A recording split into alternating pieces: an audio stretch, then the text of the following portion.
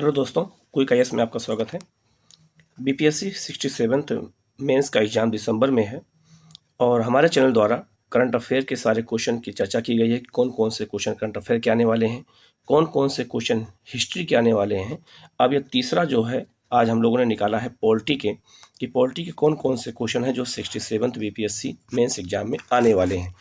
उसमें इन टॉपिकों को आप लोग विशेष जो है ध्यान दे दीजिएगा, जिससे आपको नंबर अधिक से अधिक मिले और इस पर आप लोग थोड़ा प्रैक्टिस कर लेंगे आंसर लिखने की 2 से 4 बार, तो अधिक से अधिक आपको अंक मिलेंगे। हम लोग टॉपिक की चर्चा कर लेते हैं, कौन कौन से टॉपिक ऐसे हैं जो बिहार पीसीएस में आने वाले हैं। सबसे पहला टॉपिक है संविधान की प्रस्तावना। संविधान की प्रस्तावना की क्या विशेषता है, संविधान की प्रस्तावना में किन किन शब्दों को क्या क्या लिखा गया है, उन शब्दों के बारे में आपसे पूछा जाएगा। जैसे प्रस्तावना में 5 प्रकार की स्वतंत्रता का उल्लेख है, 3 प्रकार के न्याय का उल्लेख है, 2 प्रकार की समानता का उल्लेख है, भाईचारे की बात कही गई है। तो प्रस्तावना के बारे में आपसे क्वेश्चन पूछा जा सकता है। दूसरा टॉपिक है आपका मूल अधिकार। मूल अधिकार से भी क्वेश्चन आ सकता है। मूल अधिकार जो है, जो 6 प्रकार के मूल अधिकार हैं, उनकी चर्चा आपको लिखना, बिहार में लिखने को आता है कि किस मौलिक अधिकार में किस आर्टिकल में क्या क्या लिखा गया है। तो आपको उसको प्रैक्टिस करनी पड़ेगी, तभी आपको वहाँ पर सीक्वेंस वाइज आप लिख सकते हैं।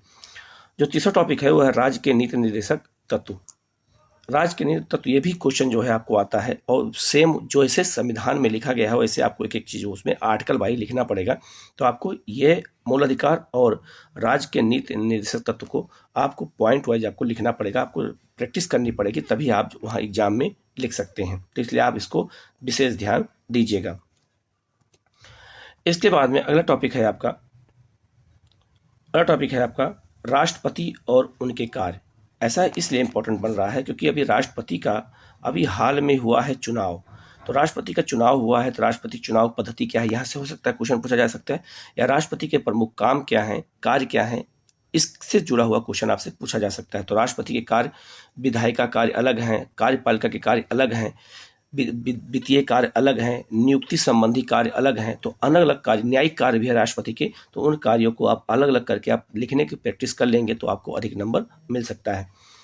अगला टॉपिक जो आपका है आपके स्क्रीन पर, वो आपका है राज्यों में गवर्नर की भूमिका। हर राज्य में गवर्नर की क्या भूमिका होती है, एक केंद्र और राज्य के बीच में किस तरह से एक सेतु का रूप में काम करता है और उसके प्रमुख काम क्या है, यहाँ से क्वेश्चन पूछा जा सकता है। ये भी पूछा जा सकता है कि राज्य और राज्यपाल और राष्ट्रपति के बीच में शक्तियों में क्या अंतर है, इससे जुड़ा हुआ क्वेश्चन आपसे पूछा जा सकता है। तो आप लोग इसको थोड़ा प्रैक्टिस कर लेंगे तो आपको अधिक अंक मिल सकते हैं। इसके बाद में अगला टॉपिक है संसद की भूमिका। हमारे देश में संसद की क्या भूमिका है, यहाँ से क्वेश्चन आने की संभावना है, यहाँ से क्वेश्चन आ सकता है। इसके बाद न्यायपालिका और कॉलेजियम व्यवस्था चर्चा में क्यों है। पहला क्वेश्चन तो न्यायपालिका से आ सकता है, और आजकल कॉलेजियम व्यवस्था चर्चा में क्यों है, इससे सुप्रीम कोर्ट के न्यायाधीशों की नियुक्ति की जाती है, तो ये चर्चा में क्यों है, यहाँ से क्वेश्चन आपसे पूछा जा सकता है। तो आप लोग इसको अच्छे से याद कर लीजिएगा। इसके अलावा अगला टॉपिक है आपका न्यायिक सक्रियता। न्यायिक सक्रियता क्या है, न्यायिक सक्रियता क्यों आवश्यक है हमारे देश के लिए, क्या न्यायिक सक्रियता हमारी न्याय व्यवस्था को मजबूत बना रहा है, हमारे लोकतंत्र को मजबूत बना रहा है, इससे जुड़ा हुआ क्वेश्चन आपसे पूछा जा सकता है। तो आपको इसको भी ध्यान देना पड़ेगा। इसके अलावा चुनाव सुधार, ये बहुत चर्चा का विषय रहा है। आज से बहुत दिनों से आवाज़ उठती जा रही है कि हमारे देश में चुनाव में सुधार किया जाए, और चुनाव में सुधार कैसे किया जाए, और चुनाव सुधार के समझ क्या क्या चुनौतियां हैं, उन चुनौतियों को भी हमें देखना पड़ेगा, क्या क्या चुनौतियां आती हैं चुनाव के सामने। तो यहाँ से भी क्वेश्चन एग्जाम में आ सकता है, तो आप लोग इसको थोड़ा गौर कर लीजिएगा। इसके अलावा केंद्र राज्य संबंध, केंद्र और राज्यों के बीच में क्या संबंध है, यहाँ से जुड़े हुए भी क्वेश्चन आपसे एग्जाम में पूछे जा सकते हैं। इसके अलावा बिहार में गठबंधन की राजनीति, बिहार में गठबंधन की राजनीति बहुत दिनों से चली आ रही है और बहुत चर्चा का विषय रहा है हमारे राजनीतिक व्यवस्था, हमारे देश की राजनीतिक व्यवस्था में। तो बिहार में गठबंधन की राजनीति से जुड़े हुए क्वेश्चन भी आपसे पूछे जा सकते हैं, तो इसको भी आपको गौर करके देखना पड़ेगा।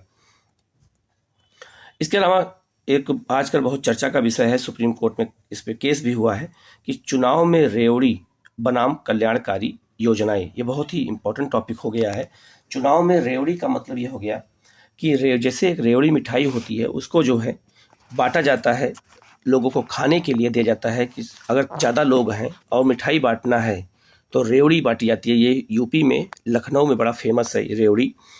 तो इसी को एग्जाम्पल में लिया गया है कि चुनाव में रेवड़ी बनाम कल्याणकारी योजनाएं। तो हमारे यहाँ जो फ्री की चीज़ें दी जाती, चुनाव में जो मुफ्त की चीज़ें बांटी जाती हैं, उसी को यहाँ पर एक जो है उपमा दी गई है रेवड़ी के रूप में, कि रेवड़ी हम बांट देते हैं जिससे हमारी कल्याणकारी योजनाएं प्रभावित होती हैं। तो कैसे प्रभावित होती हैं, ये आजकल बहुत चर्चा का विषय है। सुप्रीम कोर्ट ने इस पर ध्यान भी दिया है, संज्ञान लिया है, इस कारण ये काफ़ी इंपॉर्टेंट हो जाता है। तो आप लोग इस पर क्वेश्चन आप देख लीजिएगा, यहाँ से क्वेश्चन आने की संभावना बनी हुई है। इसके बाद में अगला जो टॉपिक है आपका, वो है आपका राजनीति का अपराधीकरण। जो राजनीति है उसका अपराधीकरण कैसे हुआ है। और अगला टॉपिक है इसमें, इसी से जुड़ा हुआ है, अपराधियों का राजनीतिकरण। इसका मतलब ये हुआ कि जो राजनीति है इसमें अपराधियों की एंट्री हो गई, तो इससे राजनीति का अपराधीकरण हो गया। और दूसरा, जो अपराधी थे वो राजनीति में प्रवेश कर गए, तो अपराधियों का राजनीतिकरण हो गया। ठीक है, तो ये दोनों क्वेश्चन बहुत इंपॉर्टेंट है। यहाँ से क्वेश्चन बिहार में अक्सर आते हैं, तो आपको इनको देखना पड़ेगा। इसके बाद में अगला टॉपिक है आपका बिहार की राजनीति में जाति और धर्म की भूमिका। हमारे बिहार की राजनीति में, इसके साथ साथ भारत में भी ये व्यवस्था है। भारत में भी जो है इस तरह की व्यवस्था देखने को मिलती है, धर्म और जाति की राजनीति। तो बिहार की राजनीति में धर्म और जाति की क्या भूमिका रही है, यहाँ से जुड़ा हुआ क्वेश्चन पूछा सकता है। क्या यह हमारे लोकतंत्र के लिए खतरा है? अगर खतरा है तो किस तरह खतरा है, आपको तर्क देकर के आंसर लिखना पड़ेगा। इसके अलावा अगला टॉपिक जो है आपका, यह है आपका ई शासन, ई गवर्नेंस कहते हैं इसको, ई शासन और बिहार में इसकी भूमिका। ई शासन और बिहार में इसकी क्या भूमिका है, इससे जुड़ा कुछ हम पूछा सकते हैं, क्योंकि वहाँ की वर्तमान सरकार, बिहार की जो नीतीश सरकार है, वो ई शासन पर विशेष जोर देती है, उसी अनुसार योजना चालू करती है। तो ई शासन और बिहार में इसकी क्या भूमिका रही है, यहाँ से भी क्वेश्चन आपसे पूछे जा सकते हैं। ये 16 टॉपिक आप हमारे चैनल द्वारा आपको बताया गया है।